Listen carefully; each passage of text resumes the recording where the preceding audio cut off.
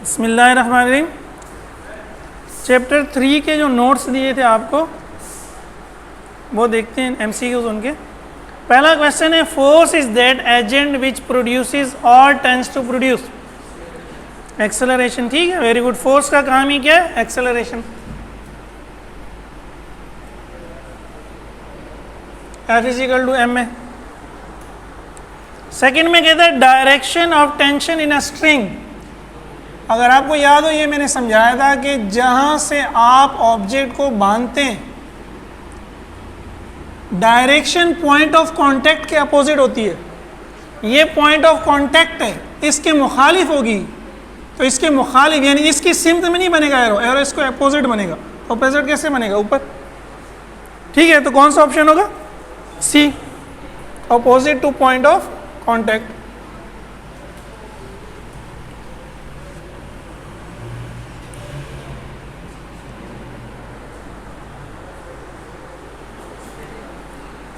Third में था kinetic friction is always less than. ये तो हमने पास्ट पेपर्स में भी देखा था।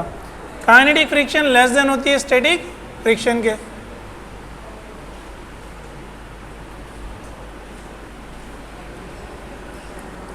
फोर में ऐसा unit of coefficient of friction.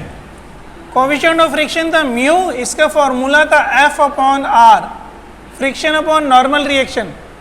Friction की यूनिट भी न्यूटन होगी, नॉर्मल रिएक्शन की यूनिट भी, तो न्यूटन से न्यूटन क्या हो जाएगा? कैंसिल। तो इसकी कोई यूनिट, तो न्यूटन दिया हुआ है, डाइन दिया हुआ है, जूल दिया हुआ है, नन ऑफ दीज। तो ये तीनों तो यूनिट है, इसकी कोई यूनिट नहीं होगी, तो आंसर क्या होगा? None of these. अगर होता नो यूनिट तो फिर वो सही होता, हैज नो यूनिट। जब यूनिट नहीं होती तो डायमेंशन नहीं होती, इसकी डायमेंशन भी नहीं होगी। ठीक है, कोएफिशिएंट ऑफ फ्रिक्शन। 5 में कहता है when a bullet is fired by a gun the gun moves backward with the velocity. ये law of conservation of momentum का क्वेश्चन है, हमने न्यूमेरिकल भी किए थे। बुलेट आगे जाती है तो गन पीछे। एक न्यूमेरिकल मुझे याद है, बुलेट की स्पीड 100 मीटर पर सेकेंड थी और गन की जो हमने निकाली थी वो 10 मीटर पर सेकेंड। ज़ाहिर है गन की स्पीड कम होती है और बुलेट की स्पीड ज़्यादा होती है, तो कौन सा ऑप्शन है? Less than. Less than the bullet. Gun की स्पीड क्या होगी? Less than the bullet. छठा है shortest distance between 2 points. Displacement की डेफिनेशन है शॉर्टेस्ट डिस्टेंस या स्ट्रेट लाइन डिस्टेंस भी कहते हैं। ठीक है। 7 है distance covered by a body in unit time. Distance covered by unit time, distance upon time, यानी कि डिस्टेंस की बात हो रही है, डिस्प्लेसमेंट की बात नहीं हो रही। डिस्प्लेसमेंट होता तो मैं इस पर एरो बनाता, तो डिस्टेंस अपॉन टाइम v होता है, डिस्प्लेसमेंट अपॉन टाइम भी v होता है, लेकिन वो एरो के साथ होता है। फर्क क्या है दोनों में? ये स्पीड है, ये वेलोसिटी है। ये स्केलर है, ये डिस्टेंस स्केलर है, डिस्प्लेसमेंट वेक्टर है। डिस्टेंस से स्पीड निकली तो वो भी स्केलर है, डिस्प्लेसमेंट से वेलोसिटी निकली तो वो भी वेक्टर है। ठीक है, तो डिस्टेंस की बात हो रही है। डिस्प्लेसमेंट होता तो फिर वेलोसिटी आंसर होता, अब डिस्टेंस है तो इसलिए स्पीड आंसर है। 8वें में कहता है dimension of tension. Tension force है, मैंने आपको बार बार कहा था फोर्स की डायमेंशन तो रट लो, नहीं तो फोर्स की डायमेंशन क्या थी? MLT minus MA। When a ball rolls down on a frictionless inclined plane making an angle of 30 degree. Inclined plane याद है, हमने उसका फॉर्मूला निकाला था एक्सेलरेशन का, G साइन, अगर फ्रिक्शन नहीं है तो G 9.8 है, एंगल उसने कहा है 30, कैलकुलेटर से सॉल्व करो 4.9 आ जाएगा, क्योंकि साइन 30 0.4 होगा, 5 होगा। ठीक है, तो B option 4.9 metre per second square. 10वें में कहता है two ropes are used to suspend a stationary weight W as shown in figure the tension. ये सवाल दिया हुआ है 10, 2 रस्सियां हैं, उससे एक बॉडी को लटकाया गया है। ठीक है, टेंशन ऊपर है। फर्ज करो ये एक रस्सी होती, दूसरी ना होती, तो याद है हमने क्या पढ़ा था? जैसे ये टेंशन ऊपर होता है, वेट नीचे होता है। अगर बॉडी मूव नहीं कर रही तो वेट और टेंशन एक दूसरे की क्या है? बराबर है। भाई बॉडी ना नीचे जा रही है ना ऊपर जा रही है, तो वेट और टेंशन क्या है? बराबर है। तो ये भी ये कह रहे हैं वेट स्टेशनरी है, ये क्या है? स्टेशनरी है। वेट कहाँ है? नीचे। अब जब ये स्टेशनरी तो नीचे वाली फोर्स ऊपर वाली फोर्स की क्या होगी? बराबर होगी। अब नीचे तो W है, ऊपर क्या है? T plus T. तो T प्लस टी बराबर हो जाएगा W के, 2T बराबर हो जाएगा W के। उसने पूछा T क्या है, तो T क्या होगा? W/2। W/2 प्लस W/2 क्या हो जाएगा? W। तो ऊपर भी W, नीचे भी W। ठीक है, तो इसका आंसर क्या है? Each equal to W/2।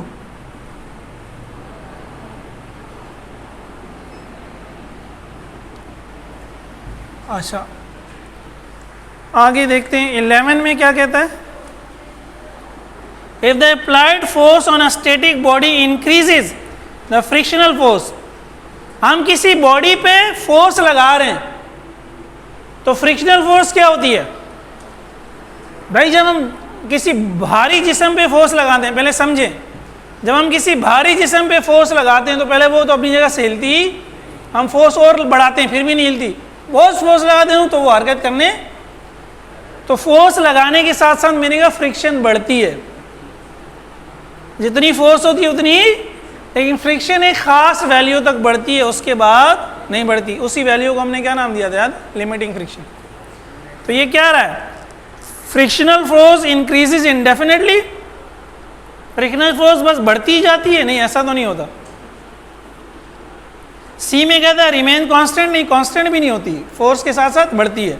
D में कहता है डिक्रीज, डिक्रीज नहीं होती। बी ऑप्शन सही है, increase up to a certain value. Certain value तक बढ़ती है फिर नहीं बढ़ती, जब भी तो बॉडी मूव करने लग जाती है। Increase up to certain value. ठीक है, 12 में क्या कहता है? If linear momentum is double, kinetic energy क्या होगी? अगर लीनियर मोमेंटम, मोमेंटम का फॉर्मूला क्या होता है? Mass multiply by velocity. हम क्लासिकल फिजिक्स पढ़ रहे हैं, क्लासिकल फिजिक्स में मास चेंज नहीं होता, मास फिक्स होता है। वो कहता है मोमेंटम डबल हो गया। मोमेंटम कब डबल होगा? जब आप वेलोसिटी डबल करोगे। सही है ना? मोमेंटम को अगर डबल करना है तो आपको वेलोसिटी को क्या करना पड़ेगा? P को अगर डबल करना है तो इसके लिए वेलोसिटी क्या होगी? डायरेक्टली प्रोपोर्शनल है ना। तो वो कह रहा है मोमेंटम हमने डबल किया, अब पूछ वही नहीं रहा कि वेलोसिटी क्या होगी, वो पूछ रहा है काइनेटिक एनर्जी क्या होगी। क्या काइनेटिक एनर्जी का फॉर्मूला क्या था? Half mv।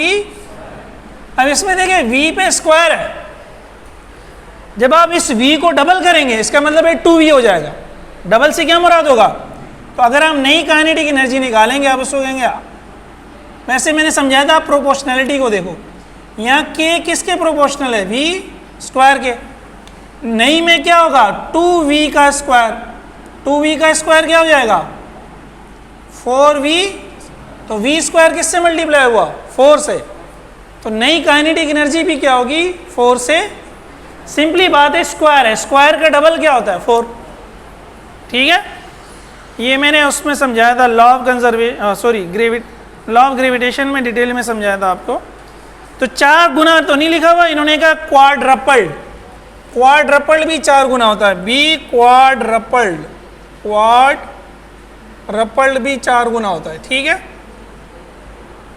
तीसरे में कहता है momentum of a mass is the quantity of. Momentum क्या, किस चीज की क्वांटिटी होती है? एनर्जी की, इनर्शिया की, वर्क की या मोशन की? Quantity of motion. न्यूटन ने ये नाम दिया था ना मोमेंटम को, quantity of motion possessed by a body. Momentum का दूसरा नाम है, समझ लीजिए, क्वांटिटी ऑफ मोशन। 40 में कहता है, 14 में when two masses are attached to a string that passes over a pulley, pulley serves to। 2 masses आपने पुली से जोड़े हैं, याद है केस 1 जो था, दोनों वर्टिकली हैंग हो रहे हैं, एक M1 है दूसरा M2 है। तो टेंशन दोनों में क्या होती थी? ऊपर की जानिब। नहीं, अगर इस टेंशन के एरो को मैं यहाँ लेके आऊँ, देखिए ये एरो यहाँ कैसे बनेगा? ऊपर बनेगा ये एरो। इस रस्सी को अगर सीधा खोलेंगे तो ये एरो भी अंदर, ये एरो भी, तो एक दूसरे के क्या है? मुखालिफ हैं। तो टेंशन कर है, अगर ये एक ही सिमत में होता तो फिर तो यहाँ टेंशन का एरो यूँ होता। ये पुली की वजह से क्या हो गई? ये टेंशन की डायरेक्शन चेंज हो गई है। पुली नहीं होती तो फिर टेंशन की एक ही डायरेक्शन होती। सही है, तो पुली क्या करती है, टेंशन की डायरेक्शन को चेंज करती है, change the direction of tension. ये उतार ले, खासकर ये जो एक्सप्लेनेशन मैंने दी हुई है, और वीडियोस आप देखें तो बेहतर है। पहले मैं पीडीएफ भी साथ में अब डाल रहा हूँ ना, पीडीएफ डाउनलोड करें, खुद सॉल्व करें, फिर इसको देखें, ठीक है। ये उतार लें सुकून से, फिर मैं मिटाता हूँ, आगे चलते हैं।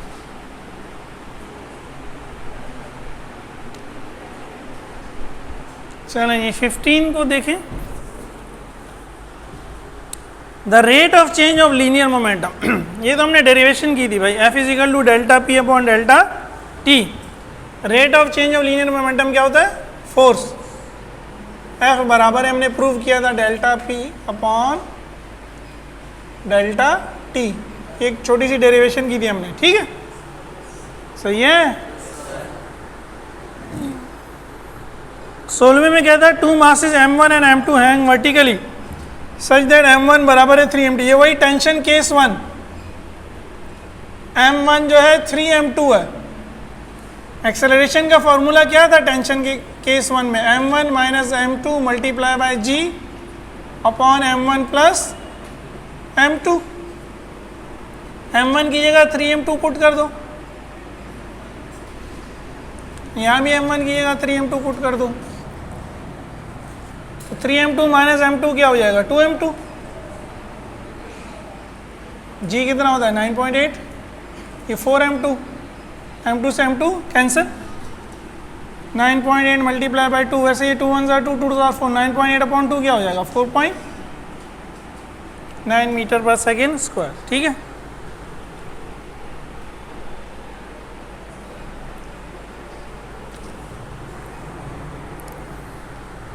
सत्रहवें में कहता है ऐसा unit of linear momentum, linear momentum की ऐसा यूनिट न्यूटन सेकंड भी है और किलोग्राम मीटर पर सेकंड भी है, तो फिर सी ऑप्शन सही है, बोथ एंड। अभी लीनियर मोमेंटम का फॉर्मूला लिखा था ना mv। 18 में sand is thrown on the railway lines after rains in order to, बारिश के बाद पटड़ियों पर मिट्टी डालते हैं, क्यों, फ्रिक्शन इंक्रीज करते हैं, क्योंकि फ्रिक्शन अगर कम होगी तो रेल का पहिया क्या होगा, स्लिप हो जाएगा, रेलगाड़ी उलट जाएगी। आमतौर पर सड़कों पर भी याद है बारिश में मोटरसाइकिलें फिसलती हैं, क्यों, वो पानी आ जाता है तो फिसलन आ जाती है, तो फ्रिक्शन बढ़ाने के लिए, good, increase friction.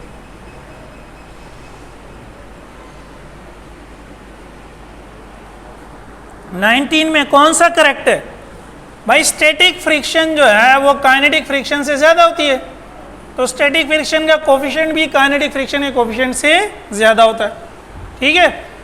F S is greater than F के, क्यों, क्योंकि स्टैटिक फ्रिक्शन का म्यू काइनेटिक फ्रिक्शन के म्यू से ज़्यादा। सी ऑप्शन जो है, ये मैंने एक छोड़ दिया, ये 20 है, अच्छा ये 20 है, चलो नया नंबर चेंज कर देता हूँ, ये 20 है। 19 क्या है, when a body is placed on an inclined plane the component of weight parallel to the plane। अब टाइम कम है, मैं डिटेल में नहीं समझा रहा, इंक्लाइंड प्लेन की डेरिवेशन में याद है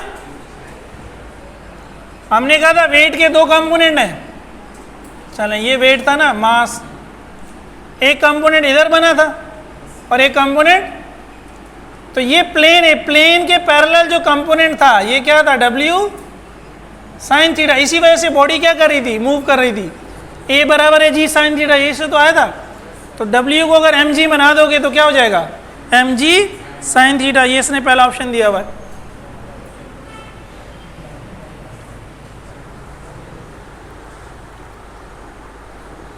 ट्वेंटी 21 में कहता है body of mass m is suspended from a string of tension T such that it moves upward. Body ऊपर जा रही है, डोरी से बंधी हुई है, बॉडी ऊपर कब जाएगी भाई, जब डोरी से बांध दी उसको, हाँ भाई क्या करा दे, टेंशन ज्यादा होगी वेट ज्यादा होगा, टेंशन ऊपर है, वेट याद है, ये मैंने आपको बड़ी डिटेल में समझाया था, टोटल फोर्स जिस डायरेक्शन में होती है बॉडी वहां मूव करती है, वो कह रहा है बॉडी ऊपर जा रही है तो टोटल फोर्स क्या होगी, ऊपर, टोटल फोर्स ऊपर होगी तो कब होगी, इसका मतलब है टेंशन वेट से बड़ा, जब टेंशन वेट से बड़ा तो टोटल फोर्स क्या होगी, टी माइनस बड़े में से छोटे को क्या करते हैं, माइनस करते हैं, ठीक है। और second option T minus W, W की जगह M G, T minus M G. 22 में कहता है, ये पूरी स्टेटमेंट आप पढ़ लीजिए, टेंशन केस 2 है। वो केस एक बॉडी हॉरिजॉन्टल एक बॉडी वर्टिकल है। तो इस केस में टेंशन का फॉर्मूला क्या था, टेंशन का फॉर्मूला ये था m1 m2 g upon m1 plus m2। 23 में कहता है friction is due to dash. Friction किस वजह से होती है, रफनेस की वजह से होती है ना। अभी हमने पढ़ा भी, मिट्टी हम क्यों डाल रहे थे, रफ करने के लिए, स्मूथ करने के लिए तो मिट्टी नहीं डालते, ठीक है।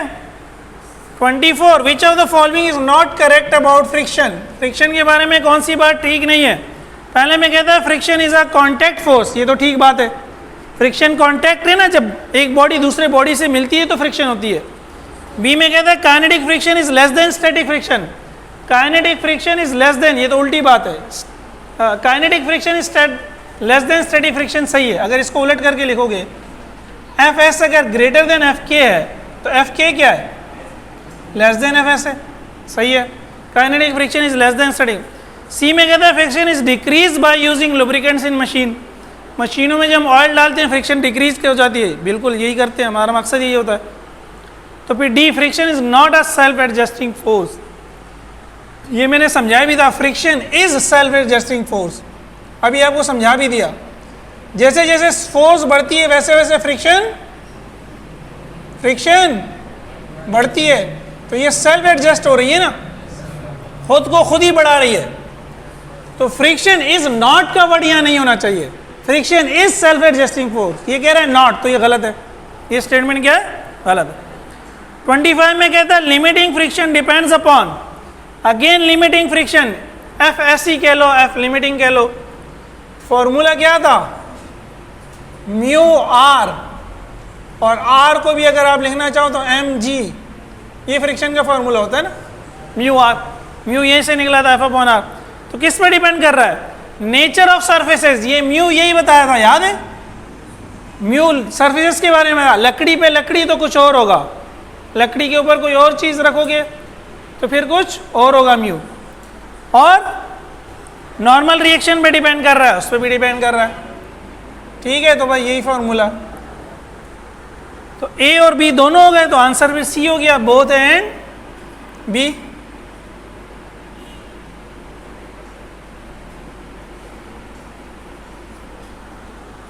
Ratio of the dimension of acceleration to velocity. Acceleration से वेलोसिटी का रेशो, डायमेंशन का, एक्सेलरेशन की डायमेंशन क्या होती है, एल टी माइनस 2। वेलोसिटी की डायमेंशन क्या होती है, एल टी माइनस, तो एल से तो एल कैंसिल, ये -1 ऊपर जाके क्या हो जाएगा, +1, तो -2 + 1 क्या हो जाएगा, -1, t -1। 27 horizontal force of 25 Newton is exerted on a box mass 10 kilogram. 25 Newton की, ये मैंने 26 को एक्सप्लेन किया, ठीक है। 25 न्यूटन की आप फोर्स लगा रहे हैं एक बॉक्स पर, उसका मास 10 किलोग्राम है, मास 10 किलोग्राम है, उसमें एक्सेलरेशन प्रोड्यूस हो गया 2 मीटर पर सेकेंड स्क्वायर का। Magnitude of the frictional force acting on the box, वो कह रहा है जो फोर्स लग रही है, जो अप्लाइड फोर्स है, वो कितनी है, 25 न्यूटन। फ्रिक्शन कितना है, सवाल ये। अब देखिए जरा सा इसको, मास मल्टीप्लाई बाय एक्सेलरेशन क्या होती है, फोर्स। तो एम ए, एम कितना है 10, ए कितना है 2, यहां से फोर्स कितनी आ जाएगी 20 न्यूटन। इस मास को 2 मीटर पर सेकेंड स्क्वायर का एक्सेलरेशन देने के लिए फोर्स 20 न्यूटन चाहिए, लेकिन वो कह रहा है लगाई 25 न्यूटन है। क्यों, क्योंकि फ्रिक्शन है ना, फ्रिक्शन को ओवरकम करना है।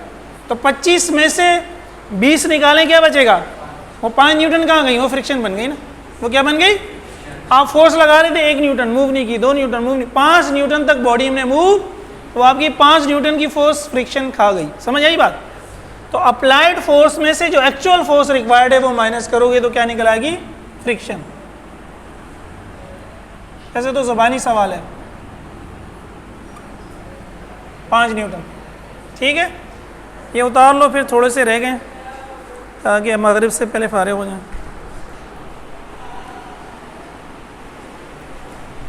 देखिए 28 में एक डायग्राम दी हुई है, ये डायग्राम है, एक रस्सी है, इससे एक मास बंधा हुआ है 0.5 kg का, दूसरा मास बंधा हुआ है 10 kg का, तीसरा मास बंधा हुआ है 3 kg का।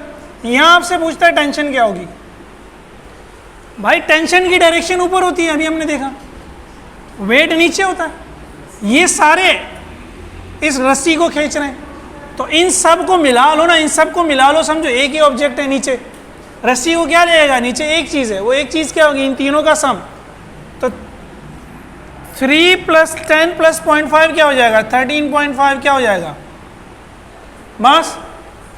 13.5 क्या हो जाएगा, मास। तो भाई T बराबर है W होगा ना, W क्या होगा, mg। मास तीनों का ऐड करो, 3, 10, 5, 13.5, और ब्रैकेट में लिखा हुआ है, लिखा हुआ नहीं है, G को 10 लो ताकि कैलकुलेशन आसान हो। 13.5 × 10, 135 हो गया। ठीक है, 29 में कहता है in the collision of 2 vehicles which of the following statement is correct. 2 गाड़ियां टकराई हैं तो कौन सी स्टेटमेंट ठीक है। हमेशा याद रखें, पहले भी बताया था, जब भी कोलिजन होगा मोमेंटम कंजर्व रहेगा। मोमेंटम के बारे में शक व शुबा करने की गुंजाइश। काइनेटिक एनर्जी कंजर्व होती है जिस कोलिजन में, उसको कहते हैं इलास्टिक, जिसमें कंजर्व नहीं होता उसमें कहते हैं इनइलास्टिक। मोमेंटम तो दोनों में कंजर्व होता है। ठीक है, अब वो क्या, 2 गाड़ियों का तसादुम हुआ, कौन सी स्टेटमेंट ठीक है। A, linear momentum is conserved only, सिर्फ लीनियर मोमेंटम कंजर्व रहेगा। बी में काइनेटिक एनर्जी कंजर्व रहेगी, सी में मोमेंटम और काइनेटिक एनर्जी दोनों कंजर्व रहेंगे, डी में कहता है नन। देखिए गाड़ियां जो टकराती हैं वो इनइलास्टिक कोलिजन होता है, वो क्या होता है, तो मोमेंटम कंजर्व रहता है, काइनेटिक एनर्जी कंजर्व। तो A option, linear momentum is conserve.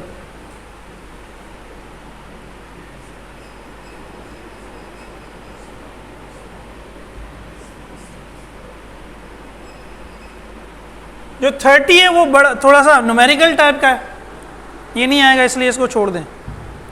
31 में कहता है 2 vehicles move toward each other on frictionless road.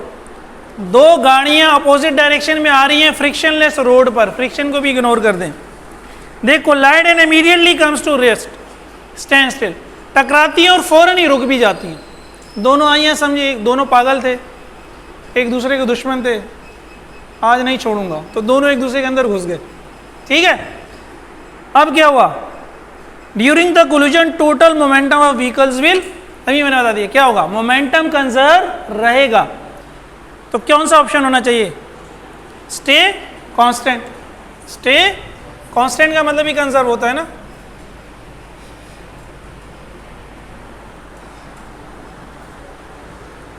Decrease increase वगैरह कुछ नहीं होगा। 32, a neutron with a velocity v collide with a stationary uranium nucleus in a head-on manner. The velocity of the neutron after collision will be. अच्छा देखिए uranium जो है ये आपने वैसे केमिस्ट्री में पता नहीं पीरियोडिक टेबल भी पढ़ा है कि नहीं पढ़ा, नहीं पढ़ा अभी। चलिए एक सवाल आ गया बाहर, न्यूट्रॉन का तो पता है ना, न्यूट्रॉन क्या होता है। यूरेनियम एक बहुत बड़ा आइटम है, ये उसका न्यूक्लियस है। न्यूट्रॉन बहुत छोटा पार्टिकल है, ये जब इससे आके टकराएगा तो टकरा के वापस आ जाएगा। तो अगर v वेलोसिटी से गया था तो वापस किससे होगा, -v से। वेलोसिटी की डायरेक्शन ये, जब एक बहुत नन्हा सा जिस्म एक बहुत बड़े जिस्म से टकराएगा तो बड़े जिस्म को, यूरेनियम का न्यूक्लियस बहुत बड़ा न्यूक्लियस होता है, उसके मुकाबले में न्यूट्रॉन कुछ भी नहीं है। ठीक है, तो वेलोसिटी क्या हो जाएगी, -v। Dimension of coefficient of friction, अभी मैंने बताया म्यू, म्यू की यूनिट कोई नहीं होगी तो डायमेंशन भी कोई नहीं होगी। चलिए अल्हम्दुलिल्लाह ये हमने कर लिया। अभी आप घर जाके इसको समझें, घोटें,